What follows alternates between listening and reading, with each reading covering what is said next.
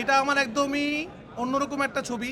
এটা আমার web film. আপনারা জানেন আমি সিনেমার পাশাপাশি ওয়েব ফিল্ম বানাই। এটা তুফানের আগেই আমার নির্মাণ করা এবং আমি চিন্তা করছিলাম যে আসলে আমি এই ছবিটাতে এমন দুজন কাস্টিং করতে চাই যারা একসময়কার অনেক বড় স্টার ছিল, যারা অনেক জনপ্রিয় ছিল, যারা এখনও কাজ করছে। তা আমরা ওই সময়কার একটা জনপ্রিয় জুটিকে নিয়ে কাজ করার চেষ্টা করেছি, ইমন এবং সারিকা। এবং আমার চ্যালেঞ্জ ছিল যে এই দুজনকে আসলে নতুন করে কিছুটা আবিষ্কার করবো আর কি। তো যারা তুফান দেখেছেন, যারা মায়া দেখবেন, এটা যদিও ওয়েব ফিল্ম, ছোট আকারে সিনেমা, কিন্তু আমি একটু অন্য ধরনের সিনেমা বানানোর চেষ্টা করেছি। এটা খুবই মানবিক গল্প, একদমই অন্য ধরনের গল্প।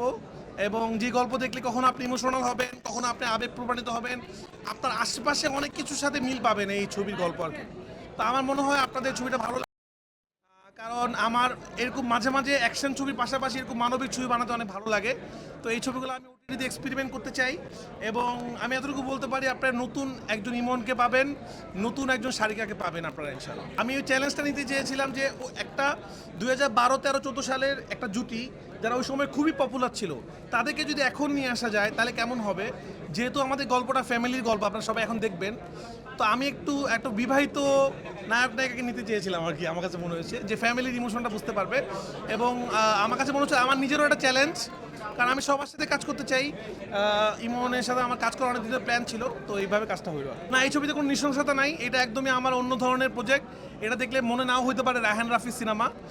এটা আমার আগের যে ফ্রাইডে ছিল সেটার বাইরের থেকে একটু অন্যরকম ধরনের সিনেমা। তো আমি যেটা বলবো, আমার যেটা মনে হয় সিনেমা দেখার আগে এত কথা না বলি, শুধু এতটুকু দর্শকদের উদ্দেশ্যে বলি, আপনাদের মাধ্যমে যে দর্শকদের কাছে যাবে, এটা আমার একদমই অন্য ধরনের একটা ওটিটি ফিল্ম, যে ধরনের সাবজেক্টে আমি আগে কখনো কাজ করিনি এবং খুবই মানবিক গল্প। আপনারা দেখেন, আপনাদের ভালো লাগবে।